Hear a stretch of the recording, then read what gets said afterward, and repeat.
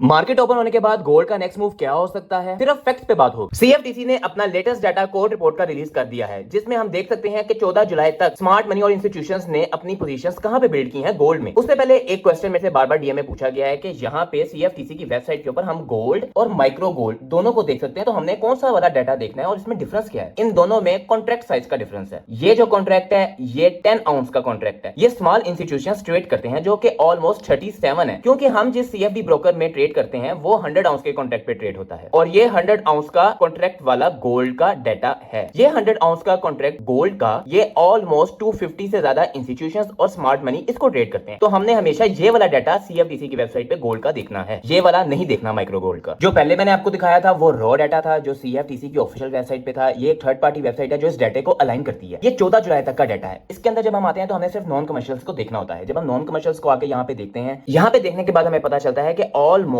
Long की positions ज्यादा हैं एज कंपेयर टू शॉर्ट। लेकिन एज ऑफ 14 जुलाई ये डाटा हमें बता रहा है कि यहाँ पे लॉन्ग्स की पोजीशन तब कट हुई थी, उस टाइम पे तकरीबन 6400 पोजीशंस कट हुई थी और शॉर्ट के अंदर 1100 पोजीशंस ऐड हुई थी। इसका असर हम गोल्ड पे भी देख सकते थे उस टाइम पे। ये 14 जुलाई के टाइम फ्रेम पे हम जाके दोबारा चार्ट पे देखते हैं कि क्या वाकई में ऐसा हुआ था। अब जब हमने यहाँ पे 7 से 14 जुलाई का डाटा सिलेक्ट किया है, उसके बाद हमें पता चला है कि यहाँ पे वाकई में ही स्मार्ट मनी की तरफ से सेलिंग देखी गई थी। सेलिंग का मतलब सिर्फ ये नहीं होता कि उन्होंने पोजीशंस को ऐड किया है जिसकी वजह से ये मार्केट सेल हो। जब लॉन्ग की पोजीशंस को कट किया जाता है, जब लॉन्ग की पोजीशन स्मार्ट मनी या आपके इंस्टीट्यूशंस जो हैं वो क्लोज करते हैं, तब भी मार्केट में एक डिप डाउन देखने को मिलता है, जो कि हमें ये देखने को मिला, जिसकी वजह से मार्केट जो है वो गैप डाउन भी ओपन हुई और यहां पे जाकर दोबारा एक हमें न्यूज की वजह से बाउंस मिला। लेकिन गोल्ड ने अपना ट्रेंड शॉर्ट में फिर भी कंटिन्यू रखा। उससे लास्ट वीक की जब हम रिपोर्ट देखते हैं 7 जुलाई की, तो हमें पता चलता है कि हमारे ओवरऑल तो ये लोग बुलिश थे, लेकिन उस स्पेसिफिक टाइम ऑफ पीरियड में जब हम देखते हैं तो यहाँ पे शॉर्ट्स की पोजीशंस भी ऐड हुई थी 3800 और 4100 के करीब लॉन्ग की पोजीशंस भी ऐड हुई थी और उस टाइम में गोल्ड में एक जंप देखने को मिला था। क्या ये डाटा हमें हमारे चार्ट पे सपोर्ट कर रहा है? हम चार्ट पे जाके देखते हैं। यहाँ से जब 7 जुलाई तक का डाटा मैंने ओपन किया है कोर्ट रिपोर्ट की, उस स्पेसिफिक वीक का जब डाटा ओपन किया तो हमने यहाँ पे देखा कि हमने यहाँ पे एक जंप देखा। इट मींस कि ये डाटा हमें सपोर्ट कर रहा है। इसका मतलब ये है कि जो अभी लेटेस्ट डाटा आया है वो हमें ये बता रहा है कि लॉन्ग के कॉन्ट्रैक्ट्स बंद हुए हैं और शॉर्ट की पोजीशंस मजीद इसमें ऐड हुई हैं। अब हमने इसको अपनी ट्रेडिंग में किस तरह अप्लाई करना है ये मैं आपको आने वाली वीडियो में बताऊंगा, इसलिए मेरे अकाउंट को फॉलो कर लें। अब बहुत सारे लोगों का सवाल है कि ये कोर्ट रिपोर्ट वाकई में क्या काम करती है। आज 2026 में